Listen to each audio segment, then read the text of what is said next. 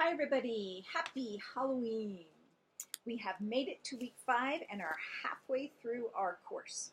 So thank you everybody for getting in your week 4 papers on time.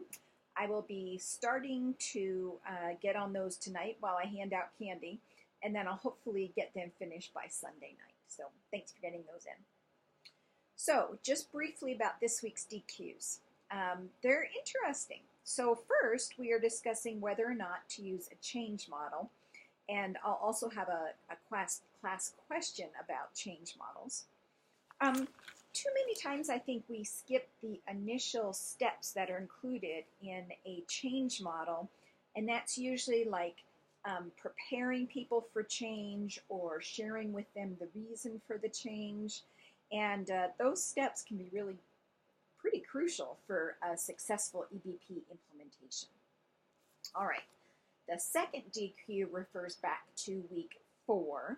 So take a look in week 4 at your initial response to the first DQ in week 4 about obstacles to EBP. So you need to describe 2 ways that you would address at least one obstacle that you mentioned in week 4. And some solutions may be easier than others, right? Okay, so this week we again have 2 papers due. I know that's difficult. And so there are a couple of parts of the papers that I really want to touch base on because my students always have questions about them. And at this point, if you actually would print out the directions for both of these papers, I think it's section E and section F of the proposal, if you would print them out and then you could just jot notes on them as I'm talking to you, I think that would be really helpful. All right, so here we go. The first paper is about using a change model. So you can use one of the models listed, or you can choose another one that you like. It's up to you if there's one that you really particularly like. Please be sure to provide a reference about the model, okay? Then you will break out each stage or step of the model and briefly tell me what happens during that phase. So let me just give you a very brief example, a real simple one. Let's say that we're using one of the older change models, a simple one, Lewin's change theory, okay? So the basic steps are unfreeze, change, and refreeze. I think we've probably all heard about Lewin's model. So I would start with unfreeze. I would briefly describe the activities I would be using to prepare the staff, maybe sharing literature, providing some education, whatever. Then under change would be the actual implementation going live. Okay, and I talked just a little about that.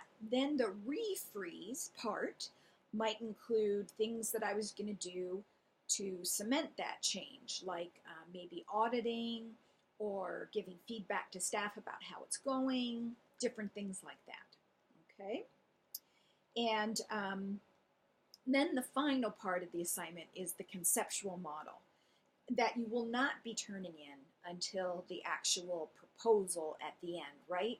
You actually need to create your own conceptual model physically and not copy and paste one. So let me show an example from what I just talked about a little bit with Lewin. Okay, so this would be a very simple conceptual model. So it has the steps, unfreeze, change, and refreeze. And so here it says literature review, education, staff survey. What are the things I would do at this step? Then here for change, I have rollout, staff huddles, new charting, what actually occurs during that step. And then here for refreezing, I have audits and staff feedback. So I'm not expecting anything fancy, but you do need to create your own model. You cannot copy and paste one, and it has to be specific to the activity that you are, the practice that you are changing. Okay? So everybody always has questions about that. So that's the change paper. Then you've got the implementation plan. Now the implementation plan is basically an expansion on Section D, your solution description. So now we're going to get into a lot of the nitty-gritty details, but again, it's got to be brief. You only have so many words, and we'll talk about that again in a minute. So I want to address just a few questions about the different sections that my students usually have. So first, you only need a consent form if you're trying out something really unusual with patients, that you're actually performing on a patient and it's something really strange. Otherwise, you don't need a consent form. But you will, all of you, need some sort of approval, right, to implement this. So you'll either be having the approval form, or if your facility doesn't use a form, then you'll at least provide me with the title of the person who needs to approve the implementation of the project. Who's going to be approving this proposal that you're creating, okay? Some of you, though, may have an actual form in your facility that for EBP project proposals or something like that. So that's what that section is referring to. All right, timeline. So you're going to briefly discuss the overall timeline in the project, but then with your final proposal, you'll make an actual physical timeline. Goes across, has times. Now you're not going to use specific dates. You're going to use things like month 1, month 2, day 1, day 2, week 16, things like that. So there's not a specific date time to it, but I'll still be able to tell the progression of time. All right, under resources, please really consider all the resources you need. For example, you may need to change like a documentation form or a section of the electronic medical record. So a detailed resource list will be in the appendix in your final proposal, but you'll be talking in generalities in here. Don't forget people and people's time. For example, do you need each nurse to attend a half-hour class? Time is a resource. Or are you going to need the EMR programmer person to work on changing a field or something like that? Next section, is there any type of form or paperwork required? And you'll be describing it here, and then with your final proposal, you'll actually turn in a copy. Okay. Then you'll be describing how you'll actually roll out the change. Who's going to announce that this is going to happen? How will staff know? Are there other departments or areas that need to know? How will that happen? All right, then kind of outcomes, results. To determine if your change produced the same results that you found in the studies that you looked at, you're going to need to collect some data, right? So who will do this? Who will collect the data? Who will make the decision if the outcomes were good enough for this to be said to be successful? Now next week you're going to go more in depth about that data, but this week we're just going to kind of describe it in general. But then in the proposal you're going to turn in an actual data collection tool, whether it's a piece of paper or some type of tally sheet that you'll pull from a report from the EMR, whatever it is that is going to show the data about whether your change project was successful. Okay. Then there's a little section about strategies to deal with barriers, facilitators, and challenges. Everybody addressed the barriers and challenges, but a lot of times people forget to address the facilitators. Would you use any champions for your EBP project?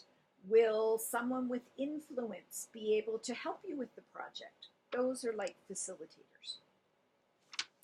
Then you have a feasibility section. Now, here's where you're going to address the costs in general in your narrative and why are they needed? Why do you need to spend that money? Then you'll be making a detailed budget that you'll actually turn in with your proposal.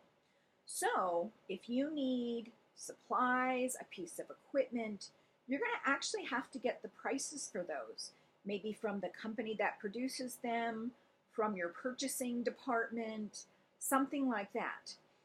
If staff will be paid extra time, like to attend as education sections, Then you'll need to know an hourly rate, an average hourly rate for staff. So those are the things cost-wise that you're going to be concerned about. You'll address them in general in the paper, and then in a detailed way in the budget for the proposal. The last step is how you will keep things going or change them or end them, depending on your results. Who will be involved in this? Who will be making these things happen? Are there things that you will do, like continuing education, continuing audits, random checks, things like that? Because we know sometimes changes are good when they're first rolled out, but unless we cement them, sometimes the integrity tends to fade away, and then we go back to old habits, right? Okay. So, with 750 words, that's an average of 83 words for each section. So, you will have to be very clear and know exactly what you want to do, and then describe it in each section, just a few sentences. Make sure to include references to back up your assertions, okay? And look in your APA book or online about how to cite personal conversations, because some of your information might come from personal conversations and they just get included in a citation, okay? So I'm really looking forward to reading those papers. Please let me know if you have any questions. And if you have general questions, please put them in the questions to instructor forum so that everybody can benefit. All right, guys, good luck. I'll see you in the main forum.